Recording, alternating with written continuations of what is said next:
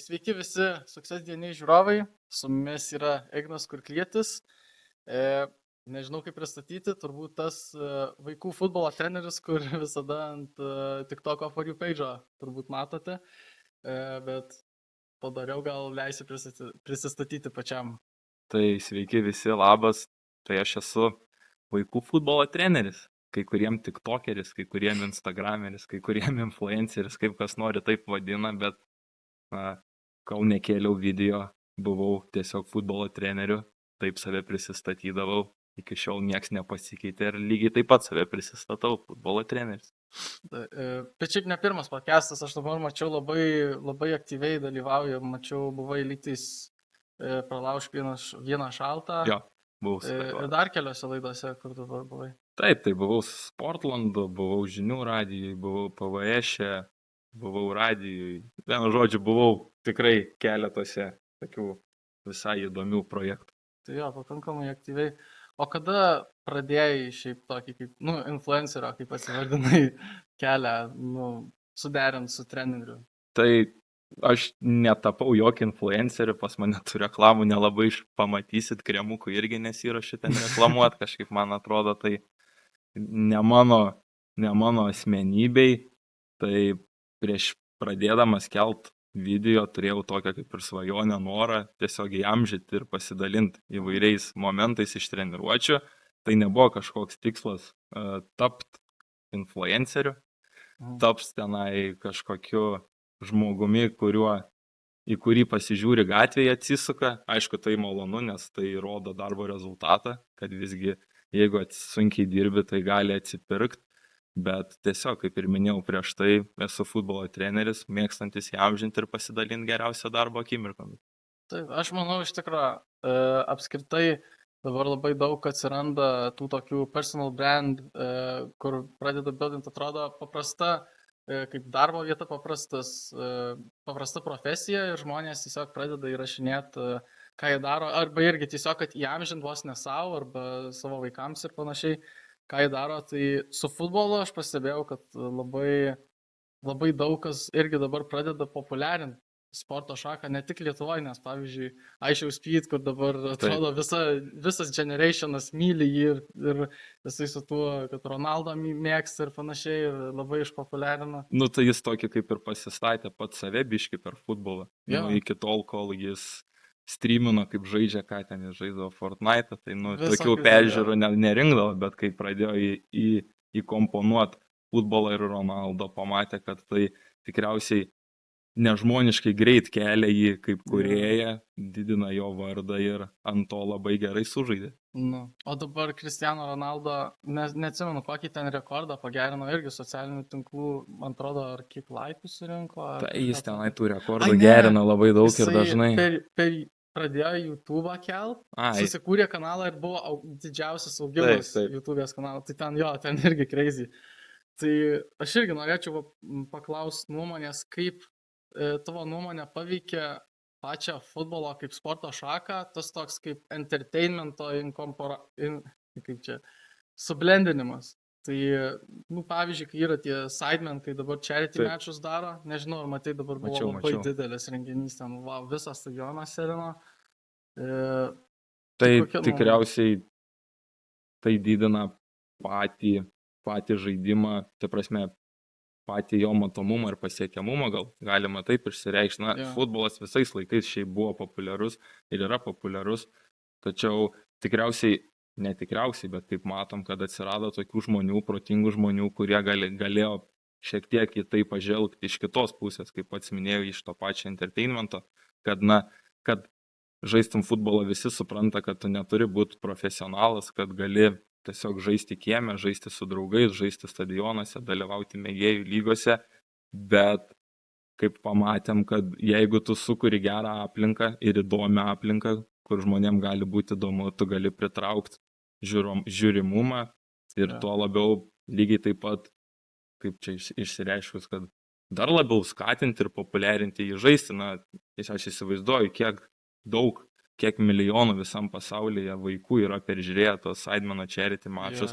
Galbūt jie svajoja jau dabar, kad neiti žaisti ten kažkur aukščiausiose lygose, bet gal sužaisti ten. Tai tikslo nekeičia, jie vis tiek turi stengtis, treniruotis ir taip iš to išlošia tikriausiai visi. Jo, nu ir čia charity matchas, čia apskritai yra labai didelis eventas ir geras eventas, paremė labai geras labdaras, Taip. Tai čia net ir dėl gero dalyko. Prasmingas, taip, super, ten, Jo, gera idėja. Ir aš matau šitą irgi kaip gerą dalyką, kaip entertainmentas, nes žmonės dabar labai mėgsta matyti žinomus žmonės, darant kažką, kas jiem nebūdinga, ten pavyzdžiui irgi ir su sportu ar dar kažką, tai irgi kai tos dabar Utma ir Taip. panašiai, nu čia influencerių irgi dalykas ir nu, daug kas labai mėgsta tiesiog pamatyti žinomą žmogų sporto šakose. Tai jo, tai ta pati Utma tai gal nėra influencerė, Nu, ne, peštynės, Utma ten Jo, tikrai yra aukšto lygio kovotojai ir juos smagu žiūrėti ir įdomu žiūrėti. jo. Ir tikriausiai Utma kažkokį pavyzdį pasiėmė iš prieš tai buvusių Nu, peštynių, ten va galim pavadinti peštynėm ir pamatė, kad tai galima padaryti įdomų ir populiarų produktą, bet reikia žinoti, kaip jį daryti. Tai matom, kad yra tos pačios MMA ar kitokios kovos, nu, bet ten jas žiūri visa Lietuva. Na, plius minus visa Lietuva, jauni žmonės, kurie domisi ne tik tai kovinių sportų, bet apskritai sportų. Tai labai labai šaunu. Jo. Jo, kada pats pradėjai, nu vaikystės pradėjai futbolą žaisti, bet Taip. ar buvai profesionaliai žaidęs futbolą, pasidalink. Tai kad profesionaliai žaisti, tai tikriausiai, kad ne, nu bent jau kur aš žaidžiau, tai nepavadinčiau, kad ten profesionaliai, nes aš turėjau rinktis, ką ten daryti, ar keltis ten kaip pavyzdys, kai gyvenau Biržuose į Panevėžį, ten jau tada siekti jau pro ten, kad ir Lietuvos lygiai, bet nusprendžiau, kad galbūt reiktų labiau koncentruotis į mokslus.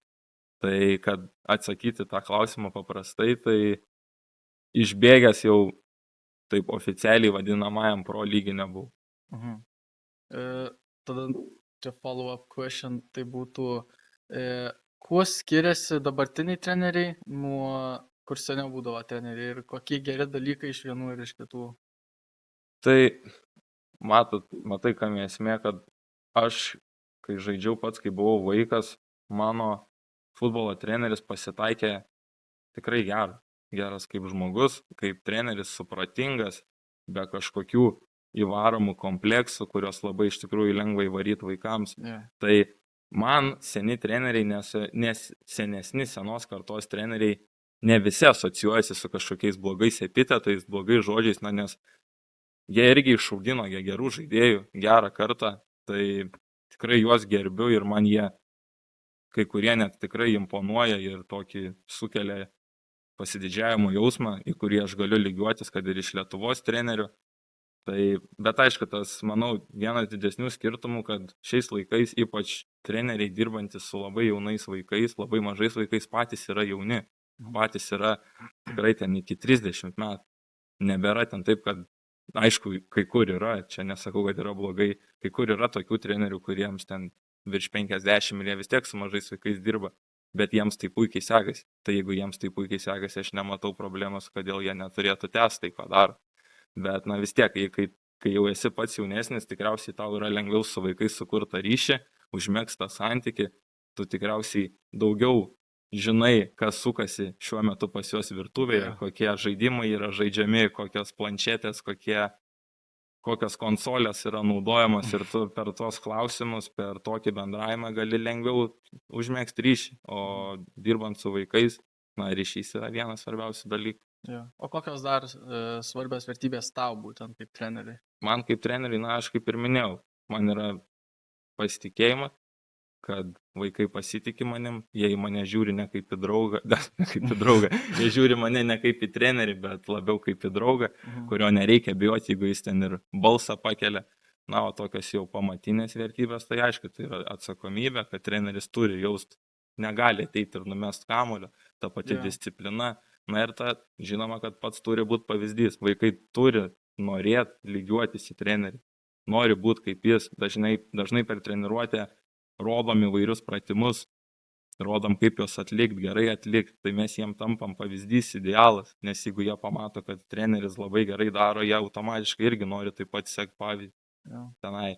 tarp pratimų būnam padarom kokį triuką patys, ten jiem parodom, tai jie išsižioja, žiūri ir ten už galvų susiėmė, oi, savo kaip kietai, sako, aš ir taip norėčiau. Nu ir tada tu jiem pasakai, kad jeigu tu taip nori, tai aš irgi negimiau mokėdamas, eik namie papildomai treniruokis ir žiūrėk padarys. Nu, jo.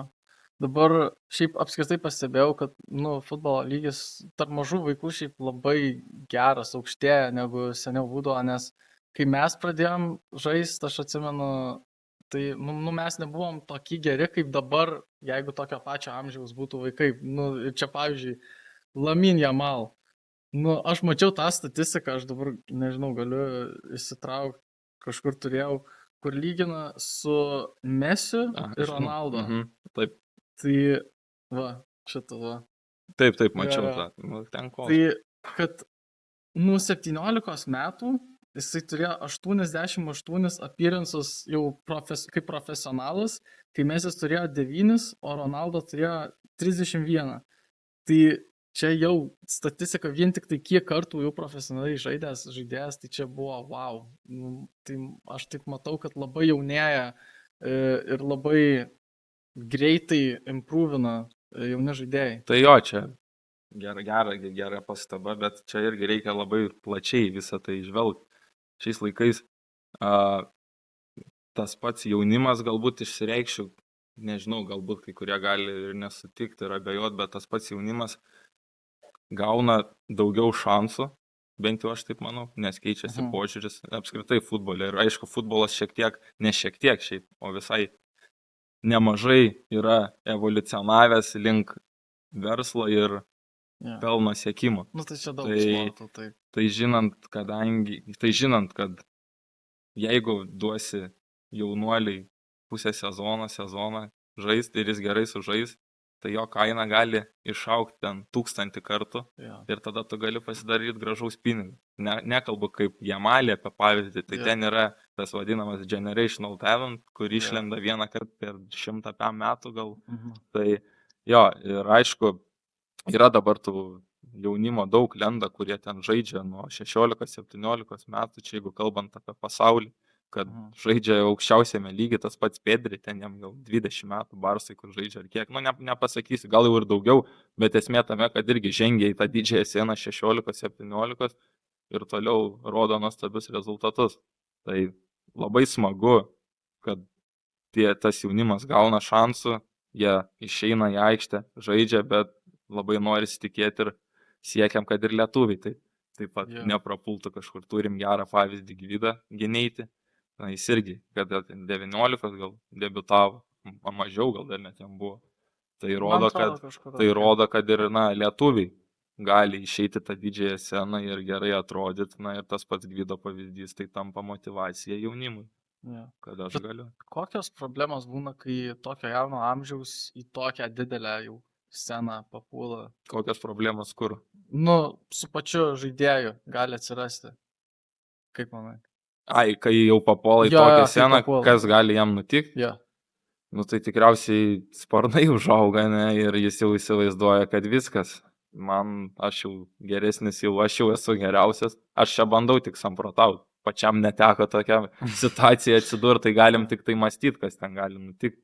Bet tikriausiai taip atsiranda tas jau per didelis pasitikėjimas gal savimi. Turėti pasitikėjimą savimi, aišku, ne tik sporte, bet ir visur apskritai gyvenime yra labai svarbu, bet tas per didelis pasitikėjimas gali kelti ir problemų.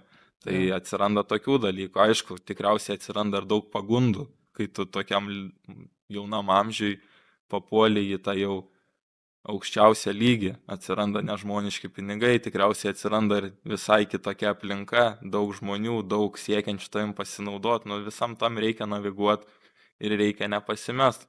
Tai kad to nebūtų, aišku, reikia turėti stiprią komandą, užnugarį.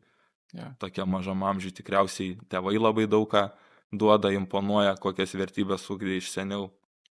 Tai va, taip mąstant, jaučiu, panašių sunkumų galima tikėtis. Jeigu taip grįžtant apie Lamine Yamal, tai aš nežinau, čia tikras dalykas, bet esu girdėjęs, kad jisai finansus, viską, ką jisai gauna, jisai kaip dar, bent jau kaip nepilnametis buvo, nes dabar jau jam 18, tai jisai... Jam nėra dar 18.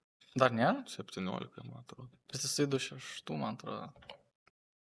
Nu, Arba gal šiais metais 18 bus. Jo, taip. gali būti, aš nepasakysiu tiksliai dabar. Bet, žodžiu, jisai viską, yra užrašęs ant mamos sąskaitos. Protingas Tai bičias. aš manau, kad čia labai protingas dalykas, nes jeigu jisai viską pats gautų, tai, Būtų aš pats nežinau, ką aš daryčiau, o dabar jei tai gaučiau pinigų. būtų reikalų ten, nesąmonė tikrai, manau, nes atsidarytų, norėjau sakyti, atsidarytų daug durų, bet tikriausiai galimai atsidarytų visos durys įmanomas su finansais. Greitai užsidarytų viską. Taip, ir tada galėtų greit pasibaigti. Tai reikia priimti logiškus ir naudingus sprendimus jau jaunam amžiui. Ja.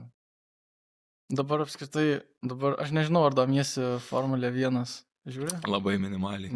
Nes dabar ten irgi yra 18-metis, 17-metis, kur važiuoja, tarptų 20 geriausių žaidėjų tipo pasaulyje F1 nuo šio sezono. Tai irgi labai stebina. Tiesiog ta sporto karta labai...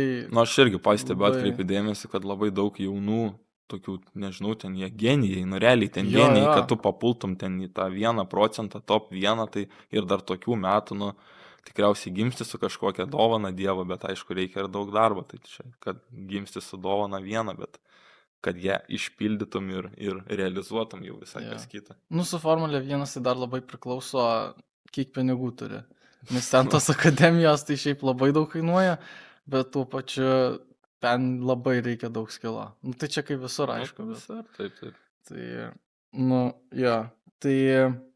O kokiais dar sportais domiesi be futbolo?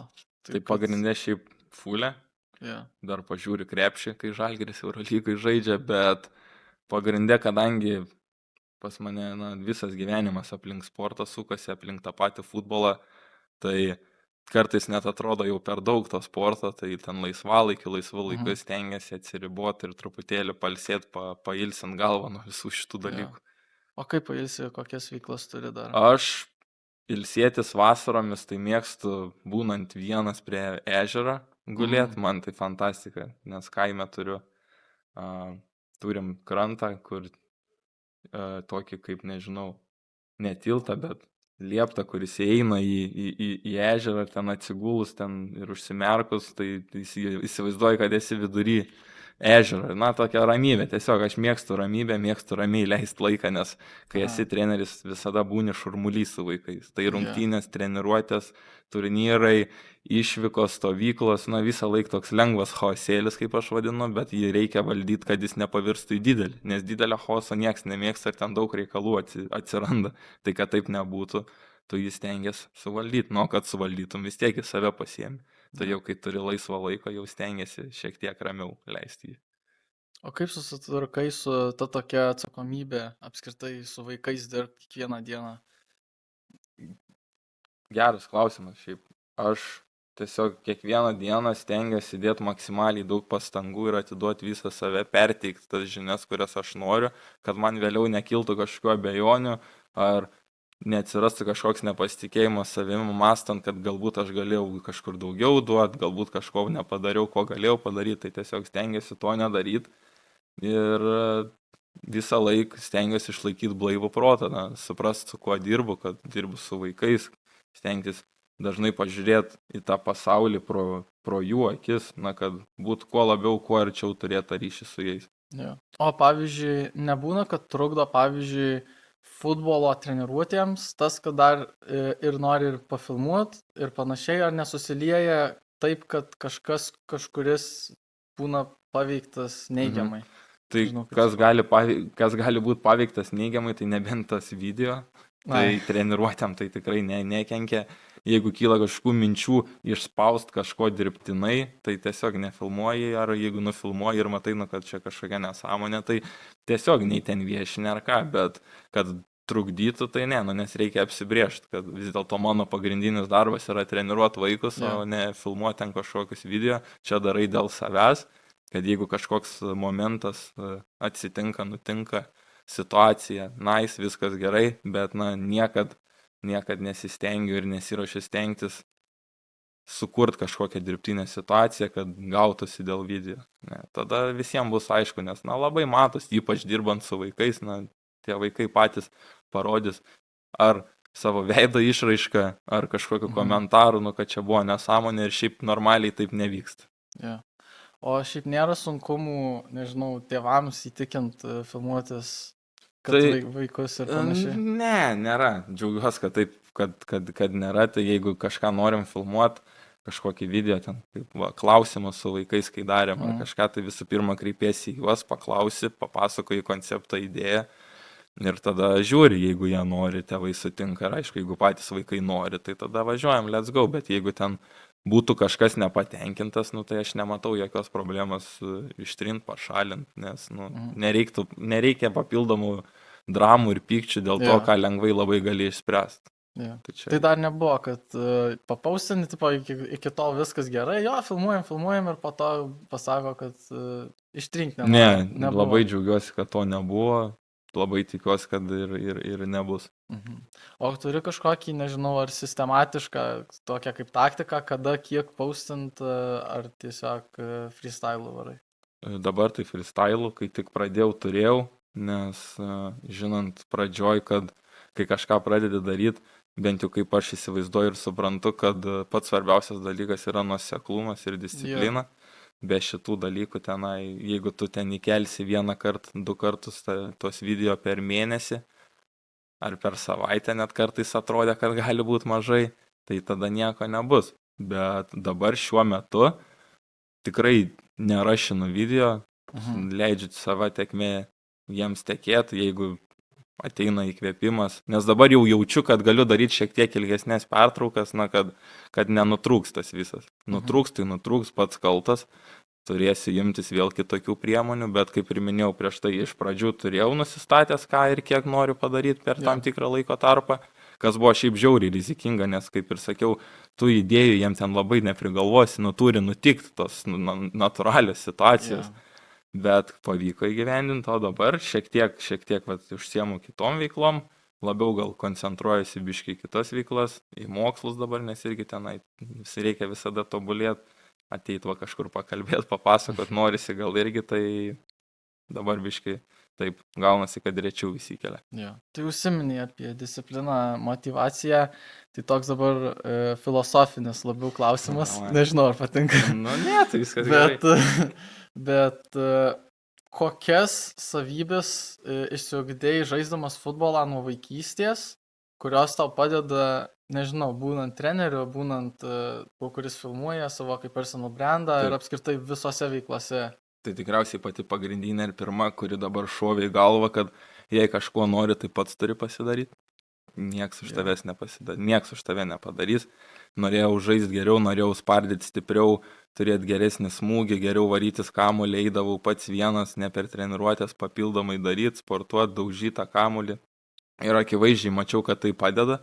Tai man čia suformavo labai gerą įprotį ir tokią pamoką, kad jeigu nori kažką pasiekti, jeigu nori kažką daryti, tai visų pirma viskas priklauso nuo tavęs, ne nuo aplinkos, kad ir kas ten aplinkoje darytųsi, tu realiai esi situacijos šeimininkas, tai šitą išmokau ir labai giliai nešuosi. Taip pat iškart supratau, kas yra disciplina, kas yra atsakomybė, pagarba ta pati tiek kitiems žmonėms, tiek oponentams. Na, mokėmės iš situacijų ir dabar vaikus mokom, kad, pralaimi liūdna, norisi verkti ašaros, visi kalti, bet, turi nueit pagerbti komandą, turi atiduoti pagarbą varžovui, paspausti ranką. Tai nėra paprasta, reikia lipti per save, bet, mes tai ir vaikus dabar mokom. Ir aš manau, tai ateityje jam turės tikrai gerą pamoką. Ta pati disciplina, kad aš nueisiu pirmadienį, antradienį treniruotę, bet jeigu dar yra treniruotė ketvirtadienį ir penktadienį, tai tikriausiai, kad ir jas reikia nueiti, nes nepasidarys nuo 2 treniruočių, nuo 1 treniruotės per savaitę. Tai šitie pagrindiniai dalykai, kurie susidėjo galvoje į stalčiukus ir davė tokį visai tikrai rimtą, gerą ir prasmingą pamatą gyvenimo keliui. Pas mus irgi labai treneriai, kai žaisdavo, labai pabrėždavo tą tokį charakterio svarbą. Taip. Nes tu turi būti taip, tu turi kovoti ir panašiai, bet tu turi ir gerbti varžovą labai. Ir tas labai tokia svarbi savybė bet kur gyvenime. Ir mums labai tą pabrėždavo, kad bet kur gyvenime. Nes jis, čia realistiškai, ne kiekvienas bus futbolo žaidėjas. Iš mūsų komandos dabar tik keli žaidžia toliau. Tai va Visi būtent. kiti išyra. Tai va būtent, žinai, ir mes irgi su treneriais, su vadovais akademijos kalbam, nu kiek jie laiko būna tais sportininkais. Aikštėj, sakykime, Jo. ne, valandą, 2, bet žmonėm bus visą gyvenimą ir bus po rungtynių, po treniruočių, tad išsinešt kažką gero, pozityvaus yra būtina, nes, na, fulė, tai taip, tu mokaisi ten mušti, mokaisi bėgti, akivaizdžiai matosi, kas yra lavinama, plika akim gali pamatyti, kaip tobulėja ten bėgimas, kad greičiau pradeda bėgti, kaip tobulėja kamulio valdymo technika ar panašiai, ne, nu, bet yra tokių dalykų, gal kurių mes nepamatytumėm, kai atsiranda atsakomybė, disciplina, nebijot pralaimėti, nu, va tokie va dalykai. Ir kad tai išmokt pasiekt, na, tu turėti treniruotis, tu turi pajaust tą visą aplinką ir, na, būti joje, kitaip nieko nebus. Ja. Na, dabar Unika vandens pertraukėlė.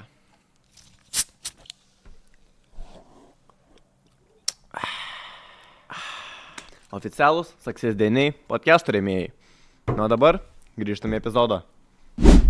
Kaip dylini su heitu? Ar iš viso iš pat pradžių buvai pastebėjęs heito, kai keli ar dar kažką panašiai? Ne, labai pats nežinau, pats laukiau savo reakcijos, kaip reaguosiu, Aha. jeigu atsiras tas heitas, bet, nu, va, nu, kol kas to nemačiau, nepatyriau, tiesiog nelabai skaitau komentarų, jeigu atvirai. Ypač tik tokio, kokiam, nu, tenai visokių žmonių yra, patys žinom, kas ten kartais vyksta, kad, nu, ten nėra gal pati geriausia platforma, bet pasiekiamumai tai, na, yra tikriausiai numeris 1 šiuo metu. Tai aš suvokiu, kad ten komentarai gali būti iš tokių žmonių, su kuriais aš niekad gyvenime neįčiau bendrauti ir nenorėčiau bendrauti. Tai ten ką jie parašys ir kokia jų tenai ta nuomonė apie mane ir apie tos video, nu, man nelabai rūpi. Bet iš adekvačių, normalių žmonių esu gavęs, na, realiai tik palaikymą ir skatinamosius žodžius, gerus komentarus, dėl ko yra labai džiugu ir tai prideda papildomos motyvacijos. Ja. O pas tave vaikų komandoje ar pasitaiko kažkokių patyčių ir kaip dylini su tuo? Ne, tai patyčios, tai čia žinai, čia visur jas yra, nu, ta prasme, kad ir kaip norėtumėm jų išvengti, nu, dėja kartais tiesiog neįmanoma. Na, iš mūsų tos tokių žmonių prigimties tikriausiai gal protėviai labai daug tyčiodavos, kad tai atėjo pas mus. Bet ne, juokauju. Tai kaip mes dylinam, tai mes tiesiog stengiamės daug kalbėti, stengiamės daug aiškinti, kodėl nereikėtų daryti, kas gali nutikti ir kodėl tai yra blogai. Vieniem ateina greičiau, kitiem ateina lėčiau, kitiem iš vis neateina, tai su tiem, kuriem neateina iš vis eina atskirai jau kalbėtis, vėl aiškinė ir tada keli tokias jau kaip ir sąlygas, nes, nu, kad ir pozityvi aplinka, bet turi būti ir disciplina kažkokia, pozityvi disciplina, kad suprastų, kad yra keliami lūkesčiai, bet yra keliami aiškus lūkesčiai, kad jie suprastų. Tai mes ir keliam va tokius lūkesčius, ypač tom temom, kad, nu, tai neturi būti tarp mūsų, tai neturi būti komandai ir jeigu tai yra komandai, mes kiekvienas turim kažkaip pažvelgti, ar mes galim tai stabdyti ar ne. Jeigu negalim, kreipiamės pas mane. Aš čia vaikam aiškinu, kad jau mes tada eisim tvarkyti, bet turit ir patys gesinti tuos mini gaisriukus. Nu, jau nuo mažų dienų bandom suprasti. Ja. Su kokiais content creatoriais pats užaugai arba kuriuos nuo seniausiai galbūt žiūrėjai? Tai ką aš žiūrėjau, tai KSA, aišku, atsimenu, nes jis pradėjo savo kūrybą nuo FIFO's contentą, man atrodo. Tai aš tuo metu labai daug FIFO's žaidžiau, beprotiškai, tai labai žiūrėjau. Tai iš lietuvių net nežinau, ką aš ten žiūrėjau, Vaidotą, gal Norbė, tokie va būdavo, o vėliau visi kiti, tai labai kur ant Sidemen'o dabar sukasi. Tai tas pats Road to Show, tenai va tie va visi, tikrai žiūrėdavau. Įdomiai žiūrėdavau, bet nepasakyčiau, kad ten labai daug žiūrėdavau. Nu, toks būdavo, kur pasižiūri, bet kad neini per visus tenai ir kiekvieną dieną. Jo, tada atsirado tas Sidemen'as ir juos ir viskas, ten labai daug tikrai nėra. Ja, tai jie labai šiaip funny contentas būdavo, atsimenu. Taip, geras. Ja. Vaidotą žiūrėdavai irgi. Tai Čia kažką mes... religija turbūt Nu, Lietuvos. vienu metu labai tenai kažką jis ten kėlė, tai su klasiokais ten žiūrėdavom, diskutuodavom, irgi žvengdavom, jis ten tas nesąmonės tokias darydavo, bet tas gal tokias nesąmonės, kur neperžengia tos ribos nesąmonė. Nu, kur tipo dar visai juokinga, bet nėra taip, kad žiūrėtum, galvotum, ką jis čia tipo daro, jau iš savęs juokės. Tai va, jo, su tokiais. Ja, o dabar gal kažkokius žiūri, nežinau, nebūtinai gal su futbolu irgi susijusius dabar content creatorius, ką sėki gal klausai. Nu, tai ką, tai tikriausiai kaip ir kas antras lietuvis Samošką žiūri, jo kelionės, nu ten žmogus rado tokią nišą ir taip gerai viską pertikė, kad nu tiesiog natūraliai lauki tų video ir žiūri tikriausiai kaip ir sakau su pusė Lietuvos, nu bet didžiausi sveikinimai jam, nu, nes ten įdomu žiūrėti, jis tai padaro, ten super. Daugiau karts nuo kartą kokį podcastą įsijungiu, bet irgi retokai. Tai realiai, jeigu atvirai, tai Samoška, Hiparikus pažiūrėdavau podcastą jų ir kaip jie ten turgui linksminas, bet daugiau tai lyg ir dabar nieks į galvą nešauna. O kažkokių pats minčių turi, kažkokį dar kitokį formatą išbandyti, nežinau, gal podcastą pats nori turėti? Ar...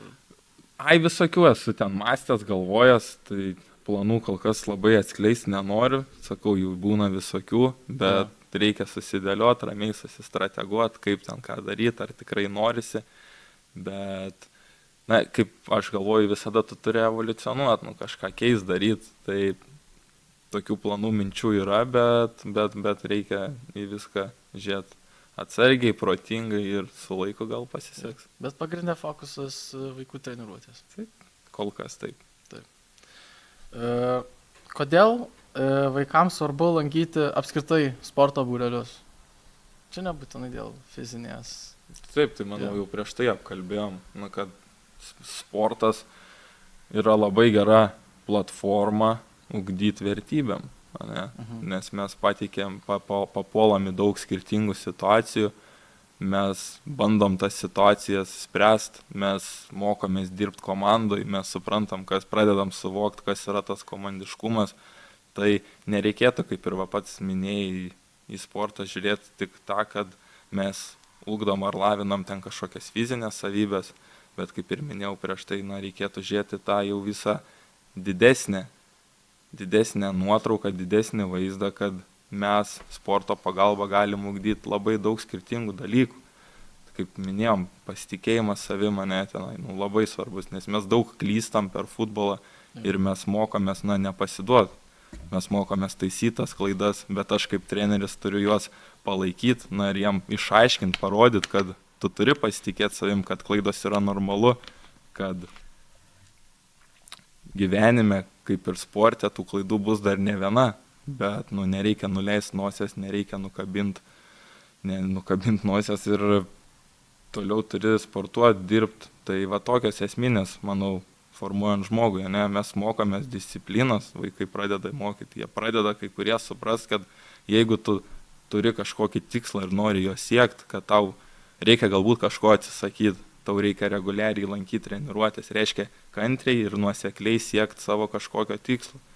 Dar pavyzdžių daug, vaikai mokosi tokios, kaip mes šnekam, savikontrolės, kas šiais laikais yra žiauriai sudėtinga. Dabar žiūrėjau kelius savo video, nes irgi ruošiu tokią kaip paskaitą, prezentaciją, kaip būtent šita tema, kad kaip tas sportas gali būti kaip platforma ugdant tas savybės. Ir žiūrėjau vieną video, kur futbolo manieže, aš su vaikais kalbu ir ta aplinka yra žiauriai jiems nepalanki.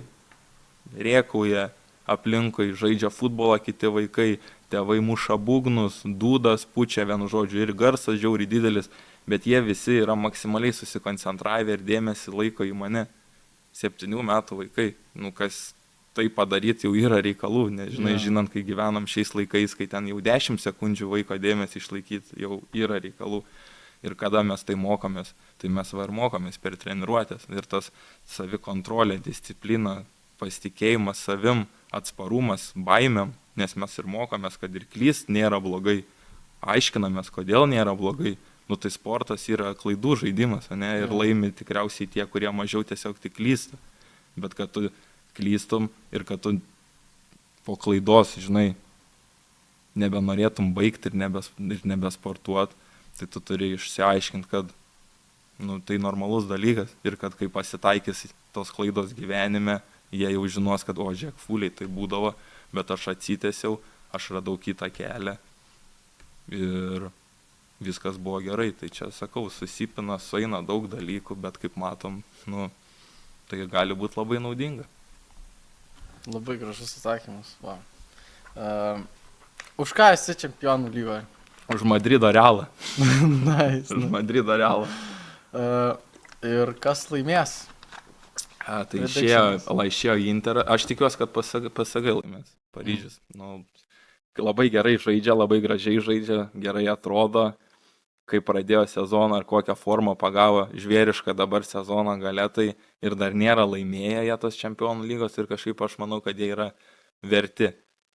Interas, nežinau. Aš labiau norėčiau, kad laimėtų visą šį sezoną PSG. Man svarbiausia buvo, kad Barsa nelaimėtų. Aš kadangi Realo fanas nuo mažens, nuo Ronaldo, kai perėjo iš United. Aha.